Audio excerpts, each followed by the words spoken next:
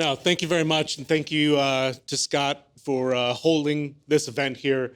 Really, really excited to be able to present to all of you, and happy that you all decided to come in. So today, I'm presenting on ferments and dry aging. So we're going to start with dry aging, kind of a short program as far as that goes. I'm going to dive a lot deeper into ferments and lactic acid fermentation and things like that. Is anyone doing their own dry aging right now at their clubs? What do you use? I just built a locker with fan, salt blocks. And that's one of our options. Absolutely, for sure. So like I said, we're going to talk about dry aging. We're going to go into proteins, coating mediums. So you can do it naked. You can start putting things on your meat as it's going into the dry ager. Time, temperature, humidity. Then we'll go into fermentation, and then what we're going to do with those ferments as we're getting into that. So what are we dry aging? Right? Most people think about beef, right? When you think about dry aging, your primary focus on that is beef. So with beef, we're looking at bone in or bone out ribeyes. We've got your full-on short loins. That's going to be your porterhouses, T-bones. And then when you pull that bone out, you're looking at your strip loins for your New York strips, right? I generally start at 28 days. So then we'll talk about that a little bit later. Generally, when you're coming into beef, 28 days is kind of your starting point for getting a good flavor profile and a good moisture reduction on that. Fin fish. So I don't know if anybody follows the kind of the world scene and what's going on right now, and fin fish is kind of really coming into the forefront of what dry aging can really be about. There's a chef out of Australia, his name is Josh Nyland, with a restaurant called Fish Butchery. If you haven't heard about it, I would check it out. We've been following him for years. Down in South Florida, we do just a great deal of seafood. And we've moved to the point where all of our fish is now dry processed. So the last time that fish sees ice baths or water is when it comes out of the water. All of our Gulf species come from local fishermen.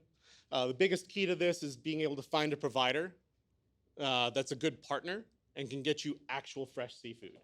So when you're dealing with Cisco's and Halperns, a lot of times that whole fish, if you're using whole fish, by the time it hits your door, it's 7 to 10 days old. So when we talk about dry aging fish, we're talking about a fresh product, comes out of the water, gill gutted, gets hung by the tails, and it sits there in a 33 to 35 degree walk-in cooler, and you're going to see that flesh and that skin firm up, and it's going to change your world as far as that processing goes. If we're going to scale it, generally we do the Sobiki style scaling, which is Japanese knife scaling. It prevents those pockets from forming when you actually use a scaler on the fish, and that creates bacterial possibilities. So fish dry aging, it's a really big deal, and it's a fantastic process. It'll change your thoughts on that. Duck or red meat poultry. You bring that out, right? When we do our roast duck, we're going to let it sit in a cooler for at least 2 or 3 days. Dehydrates that skin somewhat. When we're brining and marinating, we're injection brining as opposed to dipping, so that that skin doesn't take on any of that moisture. And dry aging is about that dehydration, right? You're pulling your moisture out of the product, and that's going to help get that crispy skin on the duck. So these concepts of dry aging aren't necessarily only about beef and that exterior coating and building up those enzymatic reactions, but it really transfers to all other proteins as well. You go into pork, very, very similar to beef, less aging time, smaller cuts, so it takes less time for that process to happen. And then game. Game can really benefit from it also. A lot of times game is really good for some of these other applications where we're putting tallow on it or or doing cloth wraps because it's such a low fat content in that. This is an example of some of our products. So this is a 28-day Mishima Wagyu strip loin. And so we have a Stagianello mature meat. It's an Italian unit. So we're able to control humidity, temperature, monitor pH as we're going through this. And so we have our product, our trimmed product, and then our cut product on there as well. An example of our fish processing.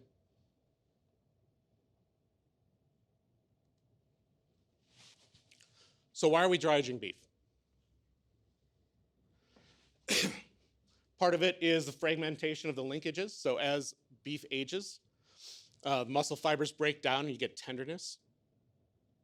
So beautiful tenderness. You have dehydration. So just like anything else that we're doing, when we're removing water from the product, the concentration of the flavor gets better. So the beef tastes beefier, right? You're moving the water from the product. You're getting good crust and good sear on it. And then the enzymatic breakdown. So the enzymatic breakdown is what's going to create those flavor profiles of cheesiness, of nuttiness, those rich flavors that you'd get in some of your long fermented cheeses. Some of the cons, it's time consuming, right? So we're putting on our menus, we have to plan out. Right? You got 28 days on a bone-in product or bone-out product, 47 days on a bone-in product.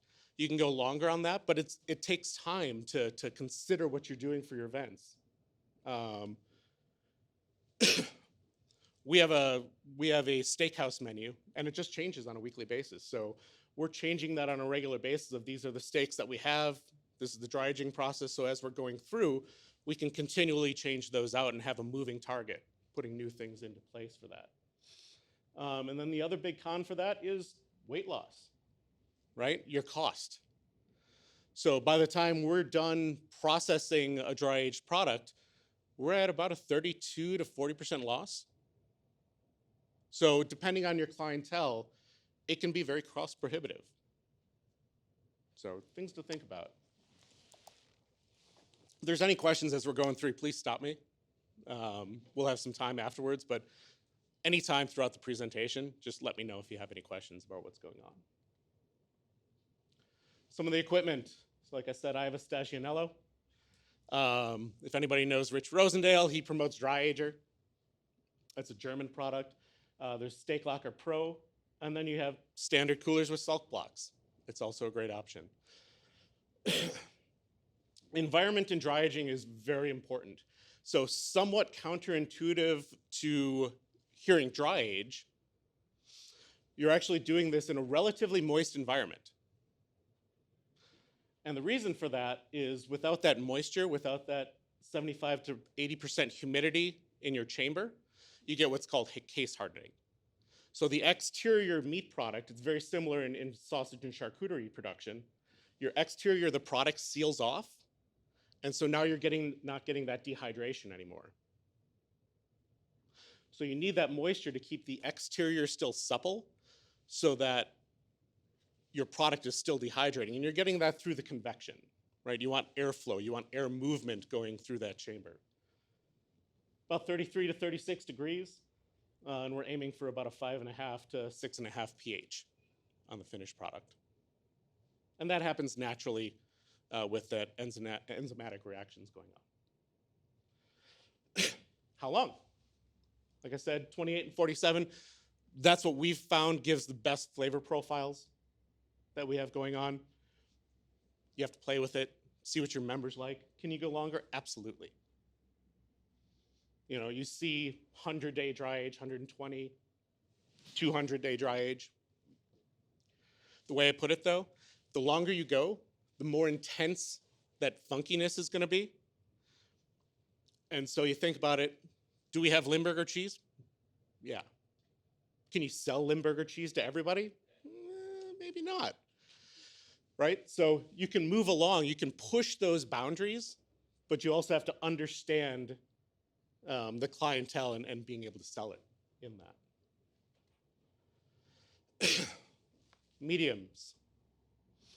So on the first slide, no exterior medium, so that's just in our dry age locker. So traditional dry age, classic flavor profiles. It's gonna have your greatest moisture loss. It's also gonna have your greatest trim loss.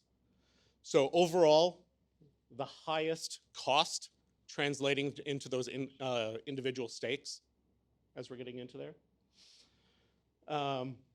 Tallow enrobed, beef tallow. So we actually, in our trim, we'll take our beef tallow, the dry aged beef tallow, we render that down, and then we actually use that to baste our steaks when we're cooking our dry aged steaks to further enforce that flavor profile.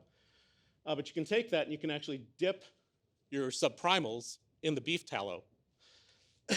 What I found that helps with is it helps slow down that moisture loss, allows you to go a little bit farther in your aging process.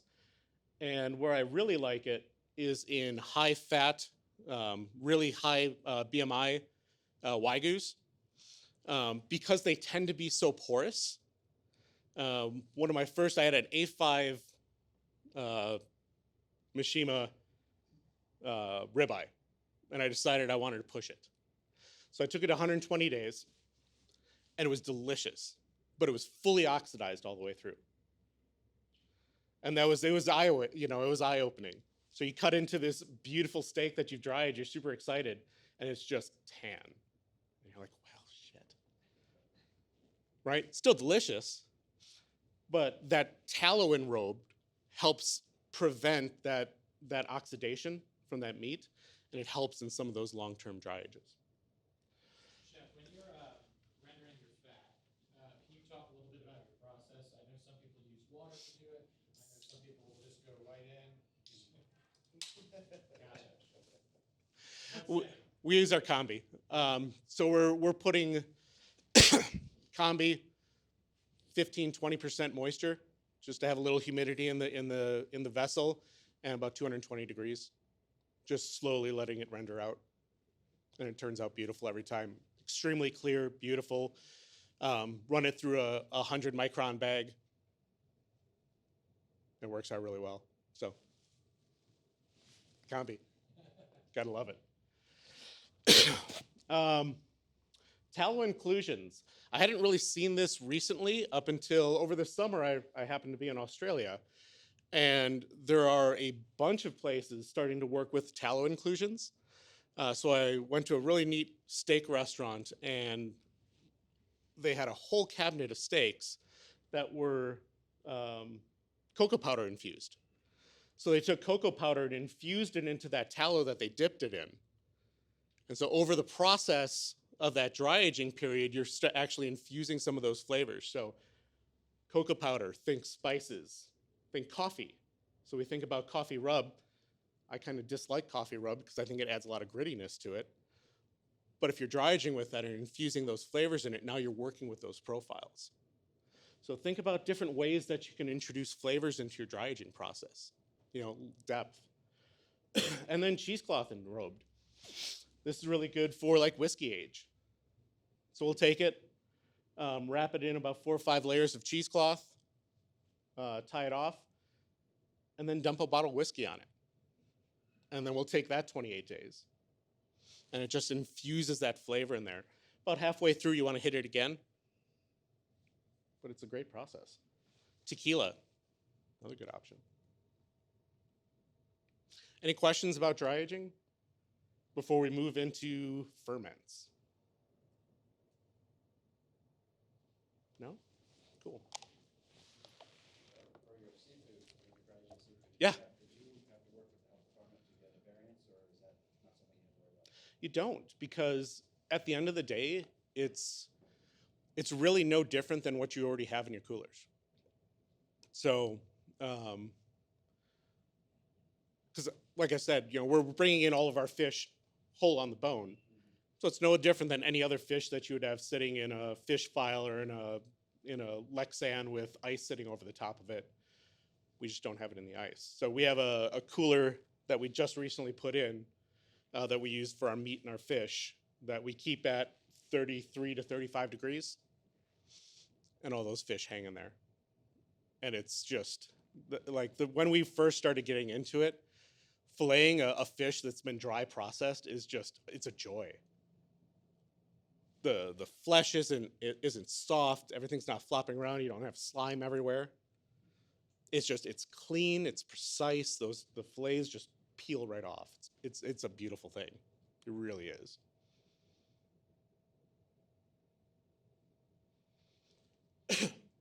Cool. So we'll get into ferments, and in a minute, once we get a little farther into this, we'll go into the tasting profiles that you have sitting in front of you. So we're going to touch on 5 different areas, but we're going to really dive into lactic acid bacteria or lab fermentation, because it's kind of the area that I've dove mostly into and am very obsessed with, because it's time, lack of oxygen, and salt, and all you do is make flavor. And it's just a great thing. So lactic acid bacteria fermentation. So lab bacteria is anaerobic. So we can do these in glass jars. When you really think about it, so pickles in their most pure form, sauerkraut, kimchi, these are all lab bacteria ferments. But a modern and beautiful way to do this is actually in cryovac bags. So lactic acid bacteria thrives in an anaerobic environment. It's the only place it grows. And when you have your cryo bags, you're removing all that air. So you don't have to worry about that oxygen getting into your open crocks. You're creating the perfect environment to grow them. Now, what's the danger of that? So I've got a bunch of bags of cryovac product sitting at room temperature, 72 to 75 degrees, and all of a sudden my bag starts exploding. In the normal world, everything in your mind says this is bad, right? So the key to this is 2% salt. Lactic acid bacteria is salt tolerant, and botulism is not. So at 2% salt, botulism cannot live, and labs can. So you've created an environment that only your good bacteria is going to be able to survive, and that's the key to this process. So this deals with fruits and vegetables. You could do cryovac or brine. Both are acceptable and both work. And generally, you're looking at about 5 to 7 day process. So the higher the sugar content and the warmer it is, the shorter time this is going to take to get to where we're looking for. And it's super fun. That's what we're going to dive into. Second is koji. So koji, traditionally Japanese fungus that grows on rice. If anybody's familiar with Noma, Noma's taken a lot of these techniques and they're actually growing it on barley. So koji starters you can actually buy. There's a lot of great websites that you can buy your koji starters. And your fermentation cabinets are a great place to grow this. So koji also thrives at about 80 degrees or so. If anybody's doing their own charcuterie or sausages. So when you ferment your sausage, koji grows exactly at the same temperatures and takes about the same time. So it takes about 48 hours to grow your batch of koji before you harvest it off of there. And it's the building block for misos, shoyus, garums, fish sauce, and super high in umami. So it's kind of cool. Garums. So garums, it's a broad term. It includes fish sauce, so fish sauce is a garum, but you can also make it with other proteins. Traditionally, it's produced just with the enzymes. So when you think about fish sauce, take your sardines or your dark product, you're putting it in a barrel. Generally, all the entrails and everything is in there, so it's the enzymes from the stomach that are effectively liquefying the flesh and causing enzymatic reactions to create that liquid. But you can actually use koji to jumpstart that and do it with other proteins. So you can make garums out of beef, you can make garums out of roasted chicken, you can make garums out of all kinds of different animal products, and it takes about half the time if you're using koji. Because now you're using both bacterial and enzymatic breakdowns. The only issue with that is it requires about 140-degree atmosphere. So if you want to do small batches, rice cookers work really good for it. Rice cookers on keep warm creates about the perfect environment. It's just you're limited on the amount of product you can do, and it also takes 3 months. So you're tying up a rice cooker for 3 months. Vinegar. Vinegar is really neat. It's a 2-stage fermentation. And it's acetic acid bacteria. So we're still dealing with bacteria's forming flavors. So vinegar, first stage, is make alcohol. And then once you've made alcohol, acetic acid bacteria eats alcohol and creates vinegar. So you're looking at about a 6 to 8% starting alcohol. You use a live culture vinegar to backslop and start your ferment on that. And you're looking for about a 3.5 to 5% pH when you're done on that. And that's controlled by the amount of alcohol that you start off with in the product. So vinegars will stop when they've eaten all of their available alcohol, which is different from going down into kombucha, which is actually very similar to vinegar, but it's done with what's called a SCOBY. And a SCOBY is effectively a raft that has the acetic acid bacteria and yeast formed into this kind of gelatinous raft. So similar product, you're starting with a juice or a liquid of some sort that's about a 20% sugar content. And that's a symbiosis. So the raft is both consuming the sugar and making alcohol and turning it acidic at the same time. And it's a little bit more organic of a process. So they will continue to acidulate as it goes. And so kombuchas, you kind of have to taste until it gets to that right balance. It also creates that effervescence because during that process, it's creating carbon dioxide and infusing it with that carbon dioxide. So you're getting a little bit of effervescence. And kombuchas will always be a little bit alcoholic, but you're talking about 0.5% or so. But you will always have a small portion of alcohol that still exists in a kombucha. And you can buy SCOBYs online and grow them once you have one. But that's the best way to do it. All right, so lab ferments. I love lab ferments. We always have something going in the kitchen that's being lab fermented. I use it for scrap. So our waste, our tomato guts, our apple peelings, our apple cores, we lacto ferment all of it. And we harvest the liquid that's coming off of that. And that liquid has 3 characteristics. It's salty, it's acidic, and it has umami. So that's the biggest benefit of lab ferments is everything that comes out of a lab ferment has a high ratio of umami. It has a savoriness to it, fruit or vegetable, and it's delicious. Like you'll taste it and you'll taste some of these products and you'll see it all starts coming together. So what can you do with them, right? Soup and sauce making, it adds additional layers of flavor. The umami boosts the deliciousness. You have a recipe for the sauce that I'm actually pouring right there. This was for one of my duck dishes that Club and Resort actually presented at one point. But this has both a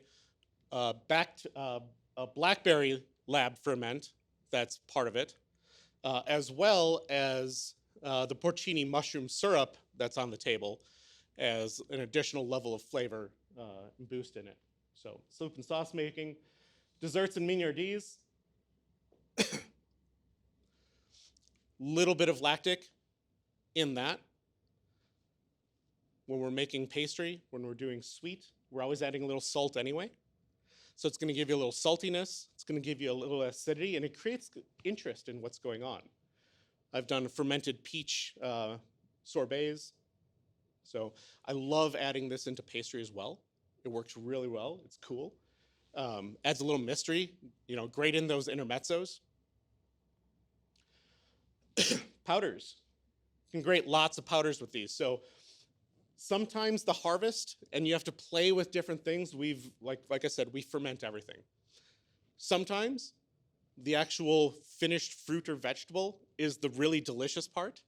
Sometimes it's the juice that's the delicious part. But always, even if it's not the best, you can take that leftover fruit, dehydrate it, and powder it, and it creates this nice flavor base, this nice flavor profile that you're able to incorporate as big boosts in what you have going on. So dehydrate, freeze dry, using cooking, using plating, using garnishes. Chef Lance is going to talk about it as we're coming up. There's so many crackers that we see on plates these days. I said crackers are the new microgreen. They are. You see them everywhere, right? So we were at a point of our industry at some point or another that everybody was just throwing a microgreen on something. Didn't matter if it enhanced the flavor or not.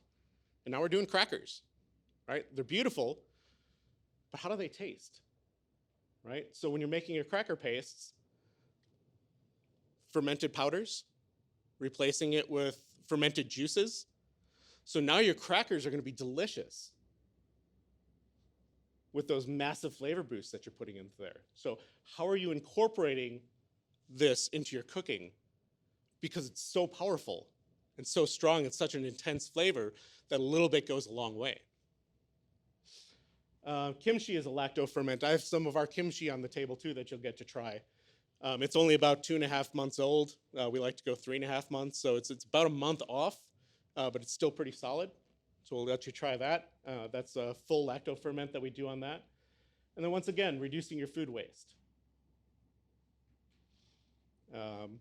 We use so much. Tree fruit peels, tomato pulp. Any questions so far from ferments? All right, let's get started on your tastings. So, primarily what we have here on the table is a study in porcini mushroom. So, porcini mushroom, once again, we're dealing with mushroom, lots of umami to start off with. And your first cup in the upper left hand is going to be just traditional porcini mushroom powder that you would buy in a store. And this is going to be my control. So I don't know if you've ever tasted for porcini mushroom powder, but give it a taste. Huh? Tastes like dirt. But taste it anyway. Because we use it all the time, right? I know I use it. I use it in sauces.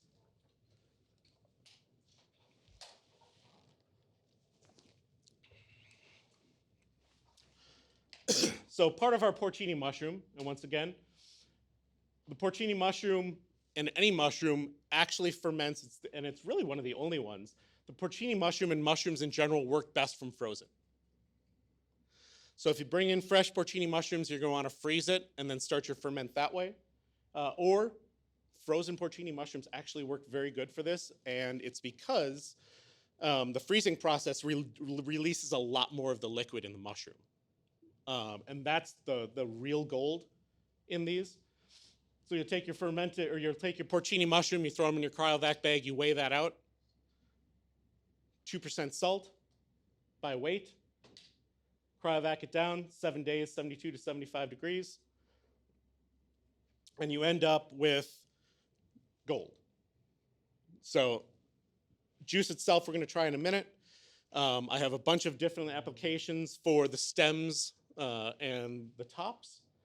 But let's move on to your second cup, which is porcini powder that I made with the porcini mushroom ferment.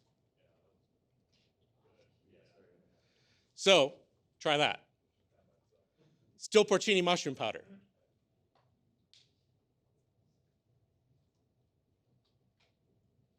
Now you have flavor. Salt, lack of oxygen, time. Quick question. Yeah. When I think you said this, but when you're doing the weight by salt, are you, did you say you drain the liquid and then do it based on the percentage of the mushroom itself, or do you include the liquid that leaches out after it's frozen? You're not going to thaw them. So you're actually going to cryovac it frozen. Oh, okay, okay. I got So tear out the bag, put the bag on the scale, Gotcha. put your product in there, and then 2% of salt. Got it. Yeah, it has to be 2% of total weight of what goes in that bag. Absolutely.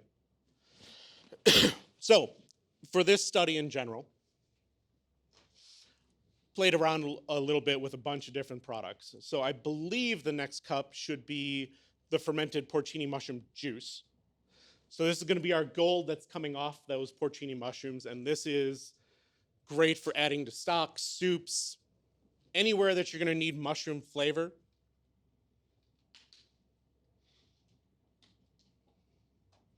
And so once again, umami, acid, salt, all the things that we want in our food in concentrated form.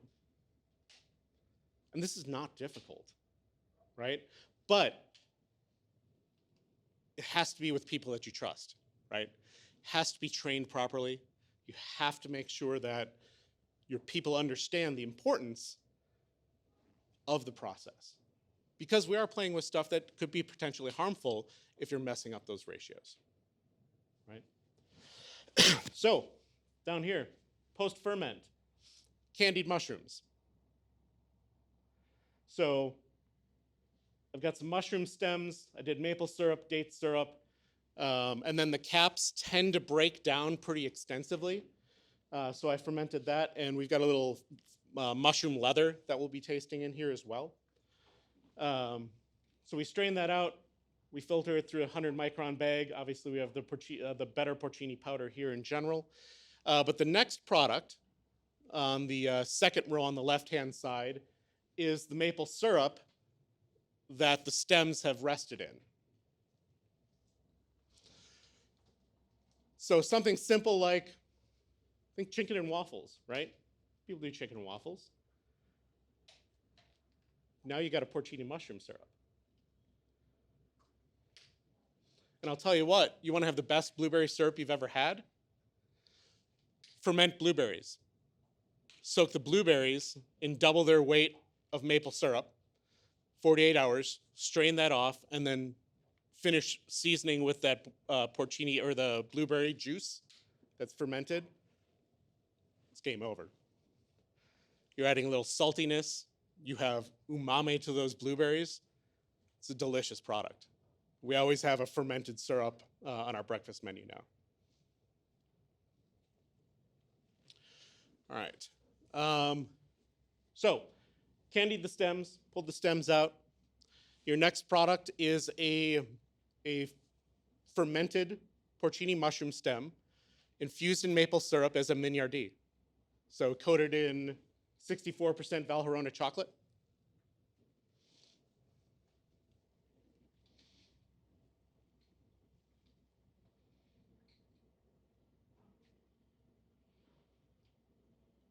Savory mignardies. Play with your members a little bit. Have some fun. And once again, I happen to be using mushrooms for this, but this works for all your different products. Play with them, right? Pineapple. Pineapple is fantastic. Berries, strawberries, blueberries, blackberries, gooseberries. Not necessarily, soft fruits work really, really poorly for trying to maple infuse, but it gives off a lot of flavor. Your heartier stuff is better if you want to use the actual product. Plums are delicious. Stone fruit, peaches. Really firm stone fruits, apples, pears, things like that, you kind of want to grind up to get a good amount of juice extracted from them. Otherwise, you won't get as much. Just gotta play with the products. Play with the products. And then finally, we have the fruit roll-up, so your mushroom fruit roll-up. And as you're working in the kitchen, I actually have all of these products in the back also if you want to cook with them today or tomorrow. So there is more of all these products that you can play with as well.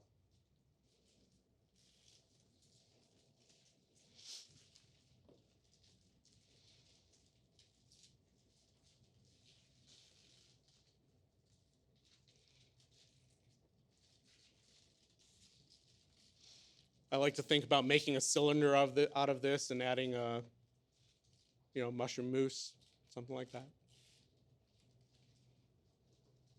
Use it a medium.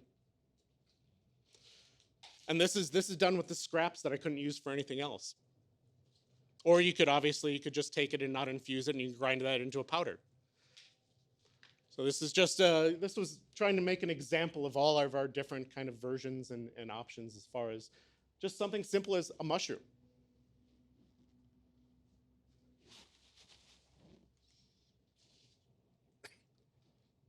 Kimchi. We can go to our kimchi. Kimchi, delicious, known to be a flavor bomb. We love using the juice that we pull off of this to season things. So your last cup is going to be our kimchi, if you want to try that. Or if you don't, that's fine too.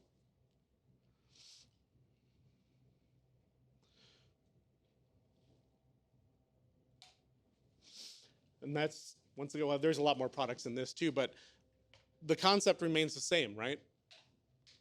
2% salt at the end of the day. All of our products is going into cryovac bags. And as you're doing this, so this also creates carbon dioxide. So throughout this process, those bags are going to expand. Depending on the sugar content, sometimes you'll have to slice them open, burp them, seal it back down. And a lot about this is about flavor also. So open up the bag, taste it.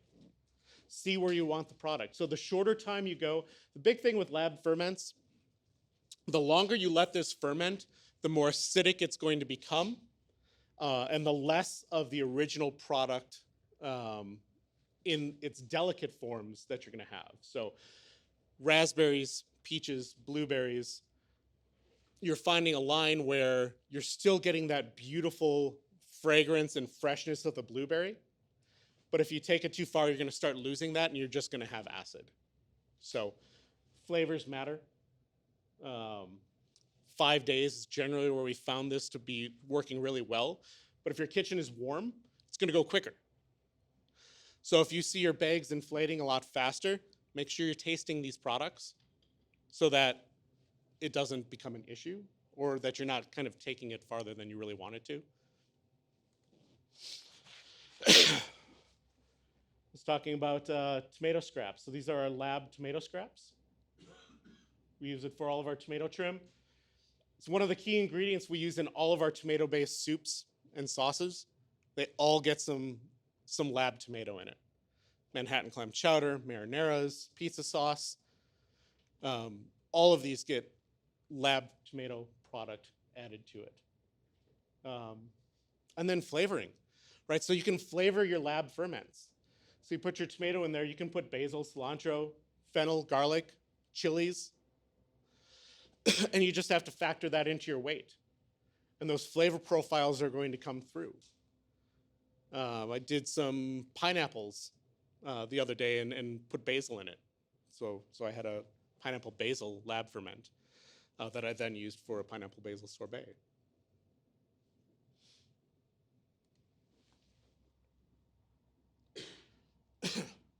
Plating. Raspberry coulis, but a lacto ferment. So now we've taken our raspberry sauce into the savory realm. Made a basic coulis, some simple syrup, agar, xanthan gum for a plate garnish.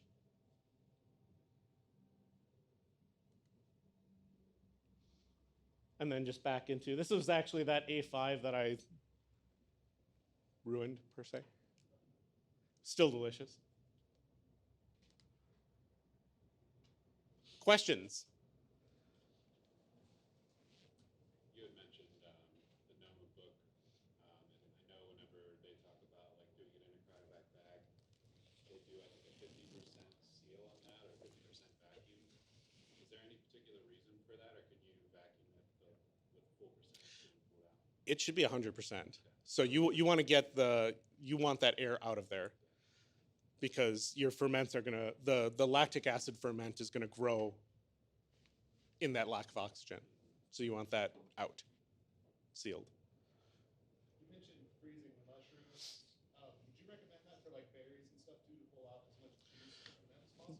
Berries are soft. I haven't seen a need for that. So especially like raspberries, once you're done with your ferment, your raspberries, it's just gonna kind of look like a sauce at that point.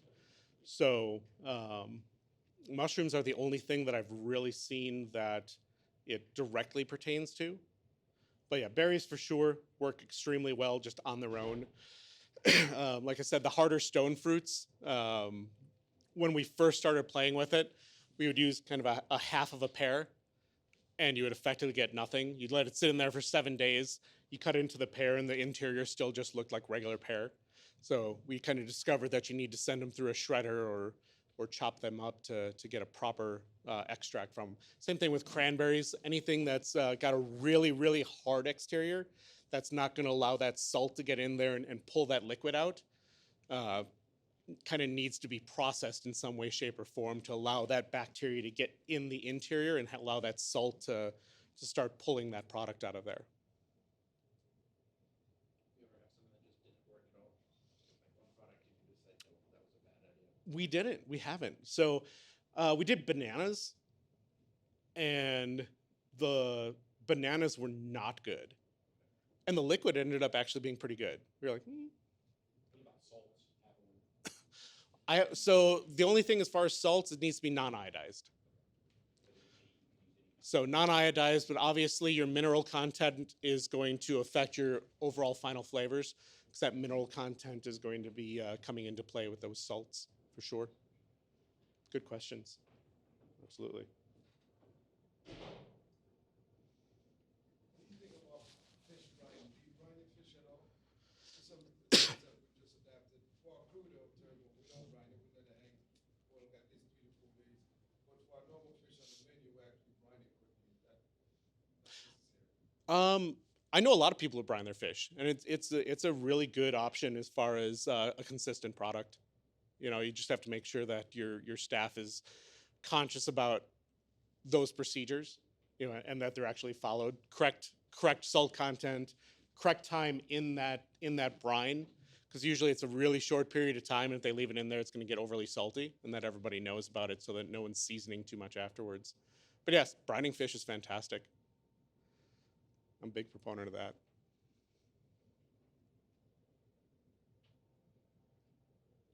Anybody else? Awesome. Well, thank you.